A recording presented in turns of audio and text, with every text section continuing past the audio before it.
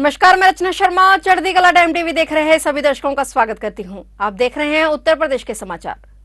उत्तर प्रदेश की योगी आदित्यनाथ सरकार दीपावली और धनतेरस से पहले एक बड़ा तोहफा देने जा रही है। दरअसल राज्य सरकार अपने सरकारी कर्मचारियों को दीपावली पर बोनस देने की तैयारी कर रही है। इसके साथ साथ ही सरकार महंगाई भत्ता में भी बढ़ोतरी करने वाली है। सूत्रों के मुताबिक जानकारी के मुताबिक वित्त विभाग ने बोनस की फाइल तैयार कर ली है और उसे अनुमोदन के लिए सीएम योगी आदित्यनाथ के पास भेज दिया है। इसके अलावा महंगाई भत्ता, महंगाई राहत वृद्धि की फाइल को भी सीएम योगी के पास भेज दिया गया है। अब आशंका जताई जा रही है कि धनतेरस और दीपावली से पहले राज्य के सरकारी कर्मचारी को खुशखबरी मिल जाएगी। सूत्रों के मुताबिक उत्तर प्रदेश की योगी सरकार अराजपत्रित राज्य कर्मचारियों को धनतेरस और दीपावली से पहले बोनस देगी। इसके अलावा दिसंबर में आने वाले नवंबर के वेतन के साथ महंगाई भत्ते का भी नकद भुगतान राज्य कर्मचारियों को मिलने लगेगा। राज्य कर्मचारियों को 4% की बड़ी दर से महंगाई भत्ता देने की घोषणा की गई है। इसके बाद राज्य कर्मचारियों का डीए 42% से बढ़कर 46% हो जाएगा। डीए में हुई इस बढ़ोतरी का लाभ कर्मचारियों को जुलाई से मिलेगा। मुख्यमंत्री योगी आदित्यनाथ ने हरदोई के शाहबाद में 541 करोड़ रुपए की लागत की 217 विकास परियोजनाओं का लोकार्पण शिलान्यास किया। इस अवसर पर मुख्यमंत्री ने नारी शक्ति वंदन कार्यक्रम को संबोधित करते हुए कहा कि महिलाओं के सशक्तिकरण से ही समाज और देश का उत्थान हो सकता है। उन्होंने कहा कि डबल इंजन की सरकार ने महिलाओं को सम्मान और उनकी सुरक्षा को ध्यान में रखते हुए योजनाएं बनाई हैं और इन योजनाओं के प्रभावी कार्यान्वयन के लिए सरकार लगातार कार्य कर रही है। मुख्यमंत्री ने कहा कि जनधन खातों से लेकर हर घर शौचालय और आवास उपलब्ध करवाने जैसे कार्यक्रमों को लेकर काम चल रहा है। कार्यक्रम में मुख्यमंत्री योगी ने प्रधानमंत्री मुख्यमंत्री आवास योजना के लाभार्थियों को प्रतीकात्मक रूप से उनके आवास की चाबी, स्वयं सहायता समूह की महिलाओं को धनराशि का चेक और अन्य योजनाओं के अंतर्गत प्रमाण पत्र प्रदान किए। कार्यक्रम में सीएम योगी ने ओडीओपी के तहत लगाई गई प्रदर्शनी का भी अवलोकन किया। इसके अलावा कार्यक्रम में शामिल कुछ बालिकाओं को लैपटॉप और टैबलेट भी वितरित किए गए। सीएम ने कहा कि बेटा और बेटी के बीच भेद समाप्त करने के लिए डबल इंजन की सरकार लगातार काम कर रही है। मुख्यमंत्री कन्या सुमंगला योजना के अंतर्गत नए सत्र से 25,000 रुपए देंगे। इसके लिए बजट की व्यवस्था कर दी गई है। अभी तक इस योजना का लाभ 17 लाख बेटियों को मिल रहा है। इसकी संख्या के हम और बढ़ाएंगे और अब बेटी के पढ़ाई से लेकर नौकरी और विवाह तक की व्यवस्था हमारी सरकार कर रही है। योजनाएं हमेशा बनती थी, लेकिन योजनाओं का लाभ एक गरीब को, एक किसान को, एक नौजवान को, महिलाओं को मिलना हमेशा एक चुनौती बनी रहती थी। अकेले पिछले 9 वर्ष के अंदर प्रधानमंत्री आवास योजना के अंतर्गत देश के अंदर जहां 4 करोड़ गरीबों को मकान मिले, प्रदेश में डबल इंजन की सरकार बनने के उपरांत अकेले हरदोई जनपद में ही 1,12,000 से अधिक परिवारों को एक आवास उपलब्ध कराने का काम भी किया गया। एक परिवार को चिन्हित करके, और मैं आज आपको इस बात के लिए आश्वस्त करने के लिए आया हूं कि भाइयों बहनों, जिन लोगों के पास जो जरूरतमंद हैं, जिनके पास अपना आवास नहीं है, उन्हें आवास उपलब्ध करवाने के लिए सरकार ने अब तक 1,12,000 परिवारों को आवास उपलब्ध करवाया है।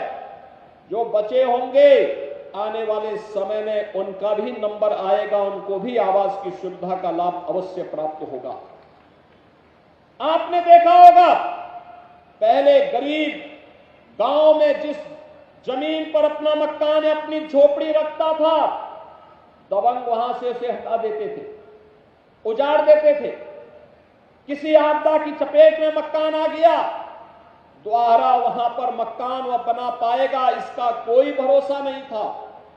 पहली बार प्रधानमंत्री स्वामित्व योजना के अंतर्गत जहां पर किसी गरीब का मकान है, जहां पर उसकी झोपड़ी है, उसका मालिकाना अधिकार भी उस जमीन का उसको प्राप्त होगा।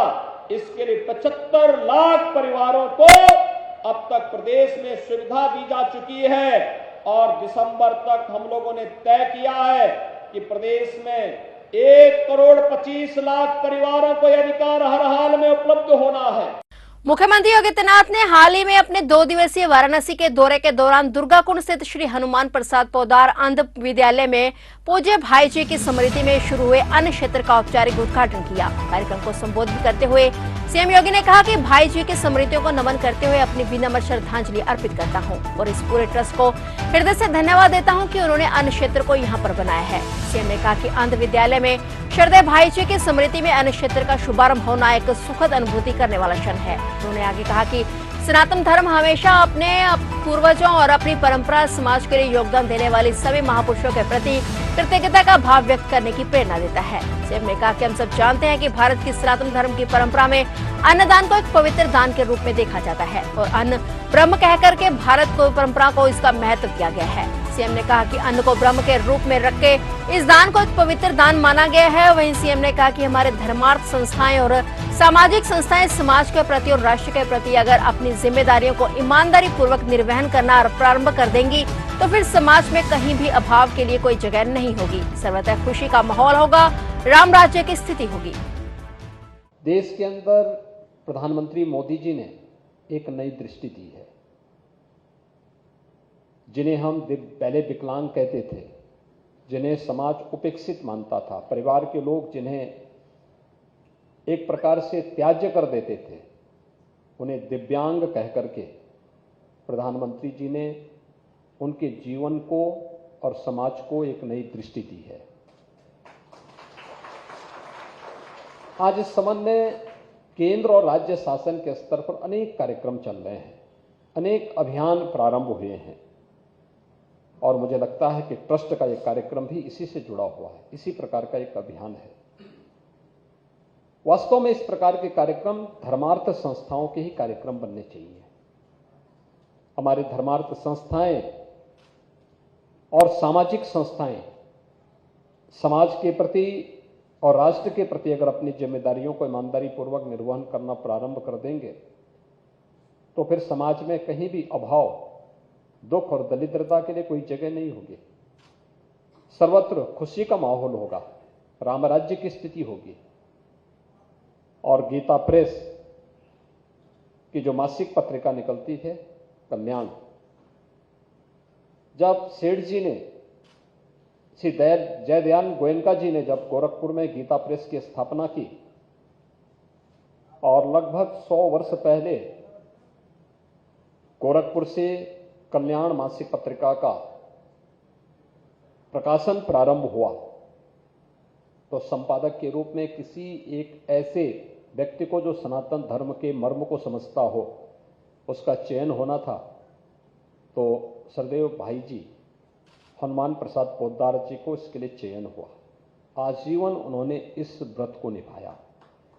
कल्याण में जो आलेख उनके समय में छपे थे वही आलेख आज भी चल रहे हैं और उन्होंने घर घर तक यानी साधन न होने के बावजूद कोई ऐसा सनातन धर्मावलंबी नहीं होगा भारत के अंदर, उत्तर से दक्षिण, पूरब से पश्चिम और दुनिया के अंदर कहीं भी, जहां पर सनातन धर्म के मूल्यों को उन घरों तक कल्याण के माध्यम से पहुंचाने का कार्य न किया हो। तो ये थे उत्तर प्रदेश के समाचार और नए समाचारों के साथ फिर से हाजिर होंगे। तब तक के लिए देखते रहिए चढ़ती कला टाइम टीवी।